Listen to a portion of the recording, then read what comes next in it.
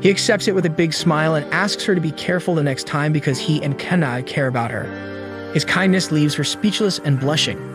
They breeze through their quests the next day and start heading back to town. On their way, they run into none other than Arios and his party. Rein reflexively decides to turn the other way and take another route, but Arios stops him. The party is shocked to see him with two ultimate species. Arios tells him that the party ran into problems trying to explore the Lost Woods on their own and condescendingly asks him to join the party again to provide his services. Thankfully, Rein knows his worth and firmly declines their offer. Seeing him walk away, one of the heroes tells him to wait. She says that their mission in the Lost Woods is to retrieve one of the noble relics, the Shield of Truth, needed to defeat the Demon King. It'll be impossible to defeat the Demon King without the relics, leading to monsters running rampant everywhere and killing civilians. The thought causes Rein to remember his childhood trauma and forces him to accept their offer. Tanya and Kinnaid intervene and demand an apology from Arios to Rein for mistreating him. The hero is too prideful to ask for forgiveness from him and demeans the girls by calling them Rein's pets. This causes Rein to snap and punch him. Insulted, the insolent Arios challenges Rein and his comrades to prove which of the groups is stronger. Kinnaid fights head-on with the bald swordsman and overwhelms him with a hurricane of punches. He tries to use a fancy technique to slash her down, but she simply kicks his sword away. Realizing he can't possibly beat her, he hesitates on the next attack. He questions why such a strong ultimate species wants to serve the incompetent Rein. His comment angers Kinnaid, who delivers a kick straight to his face and knocks him out. Next, Tanya faces the party's two mages. They simultaneously unleash their first spells at her, but Tanya stands her ground and simply snaps her fingers. Just like that, their magic dissolves. They try again with different spells, but they disappear again with the snap of a finger. Tanya explains that she is using Material Cleanser, a technique that identifies a spell at the fundamental level and neutralizes it with an effective counterspell. The mages try hurling even more spells to no effect and are eventually too exhausted to cast anymore. Tanya teaches them a lesson by threatening to annihilate them with epic-level magic, but reveals she was bluffing for Rein's sake. Finally, it's Rein versus Arios. Arios tries to make a snarky comment, but Rein cuts him off with a punch to the face. Arios draws his sword and attacks him with rapid swings that are barely visible to Rein, but it's still nothing compared to when he faced Tanya at the Stride Bridge. He finds an opening and punches Arios in the gut. The hero is struck by his superhuman strength, which he is sure he didn't have before.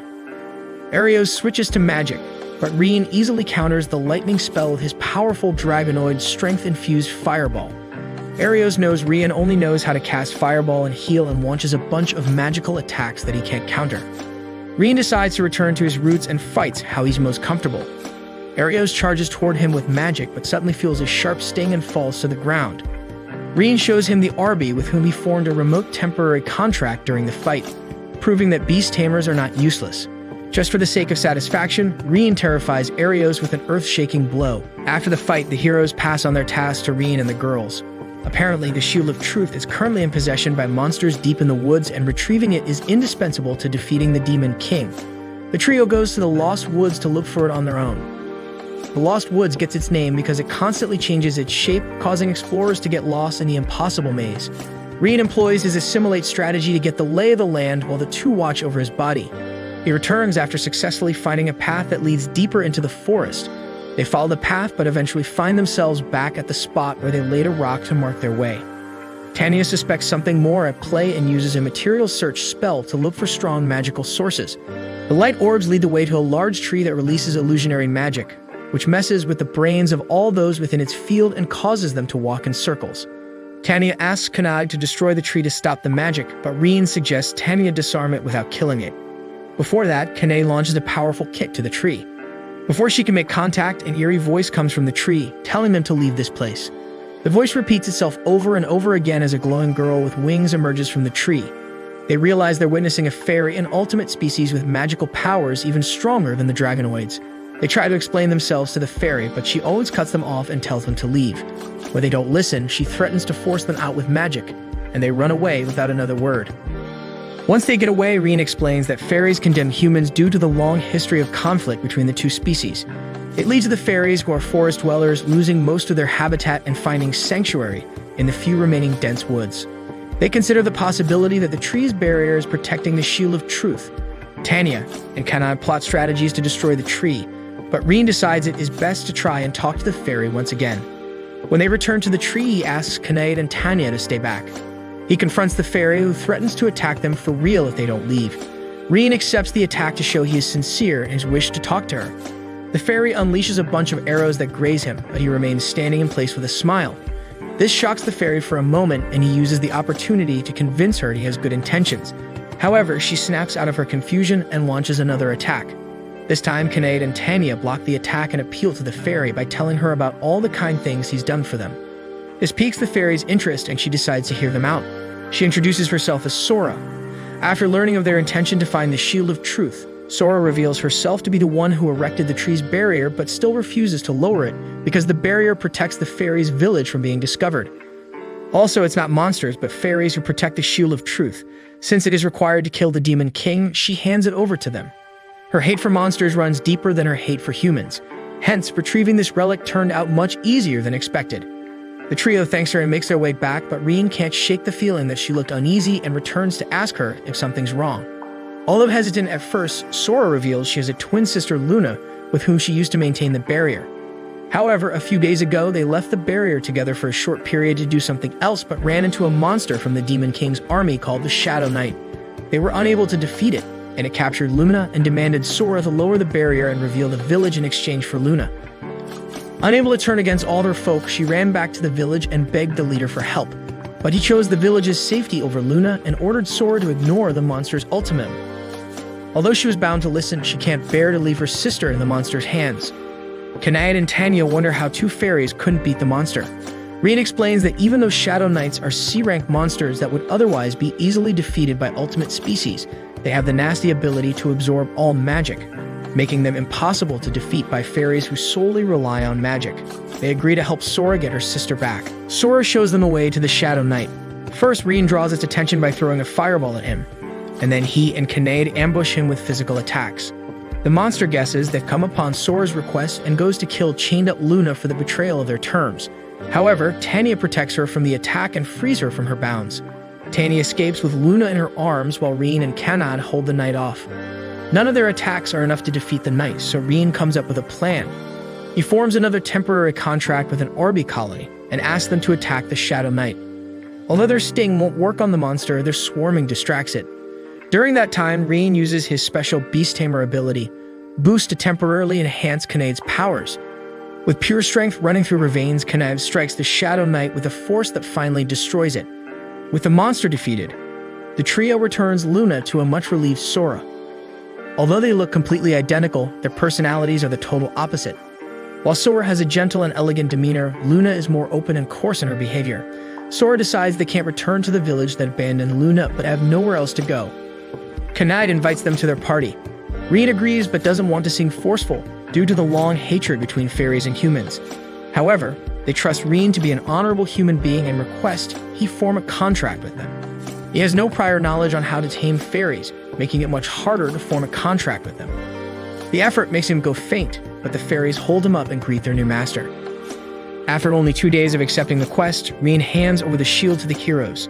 They suspect him of giving them a fake shield and magically test its authenticity, only to be surprised that it's the real thing. They give him the 20 coins they promised to pay him.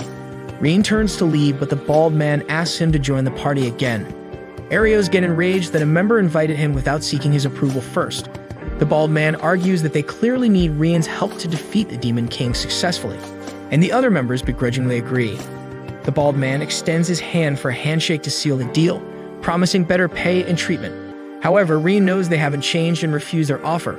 He already has a much better party waiting for him. After he leaves, the other members try hard to cope with the embarrassment of rejection by insulting him. Arios stays behind, still salty over his disgraceful defeat the other day, and vows to enact revenge. Outside, the group discusses the legend of the Demon King. Rein explains that the Demon King has the power to control all humans, thus enslaving them for centuries. However, the first hero decided to beg the gods for a way to defeat him. The gods bestowed upon him some of their divine blood. With their divine blood in his veins, he was given the unique ability to surpass the human limits in terms of strength and magic and endlessly level up his powers. Eventually, he grew strong enough to take the Demon King down and free the humans. However, the threat of the Demon King still remains. And it is the mission of all heroes in each generation to try and defeat the Demon King once and for all. Although Arios is too weak now, he will grow to one day be strong enough to take the king on. Sora and Luna bring up how Rein's multiple contracts with the ultimate species have increased his strength many times over a normal human's, akin to the hero's unique ability. They all suggest Rein take on the mission to defeat the Demon King. He admits he would do it if he could, but since it is a big decision, he wants to take some time to make up his mind. One day, the crew thinks it's about time Rein buys some equipment to increase his fighting capabilities. It's the first time Sora and Luna step foot on the town's streets, and they get overwhelmed by seeing so many humans around them. However, they realize there's nothing to worry about after seeing Tanya and Kana get along with the locals. They visit the best equipment shop in town, where all the weapons are crafted by a rather unfriendly dwarf. Rein browses the shelf and picks up a dagger, saying he's the most comfortable wielding one. However, when he unsheathes it, he notices something odd. At that moment, a bubbly young man plops a bag of gold coins on the dwarf's counter and asks for his best weapon. The dwarf picks up a beautiful sword from a collection of identical swords and gives it to him. Pleased with its appearance, the man thanks him and leaves with satisfaction. Rein walks up to the dwarf and asks him if he really gave his best weapon to that man, elaborating that although it's good for a trophy, the sword and all the other weapons in the shop appear to lack something necessary for a real fight. The dwarf glares at him for some time but then bursts out laughing.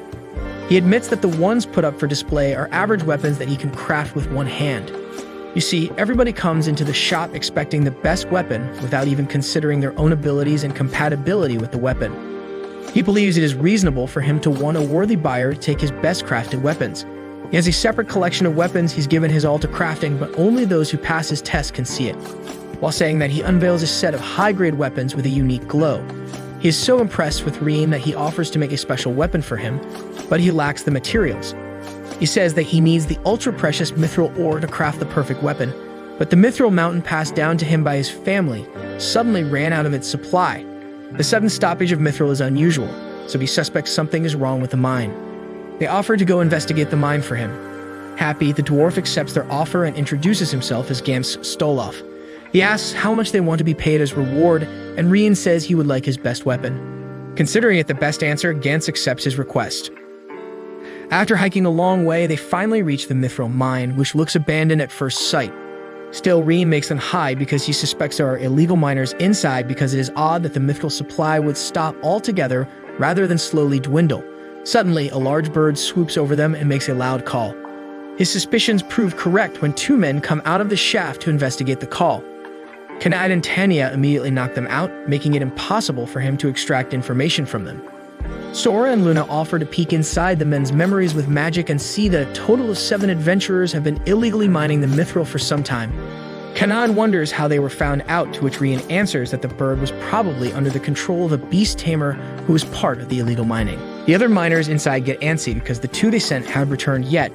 The mage in the group casts a fire spell inside the passage that Rein's party walks through. Luna and Sora cast a powerful barrier to shield it. The rest is a piece of cake for the different ultimates, and they bind all the criminal adventurers. Rein punches the other beast tamer and tells him to surrender. However, he doesn't back down and snaps his fingers to summon a behemoth, a B-rank monster. Usually they are untamable because monsters have a natural hatred towards humans, but this beast hunter tamed it when it was a child, so it doesn't have any hatred towards him. The behemoth's attacks cause tremors inside the mine, threatening the shaft to collapse. Everyone except Rein escorts the bound adventurers out of the shaft, and Kanad comes back to assist Rein. Rein will face the monster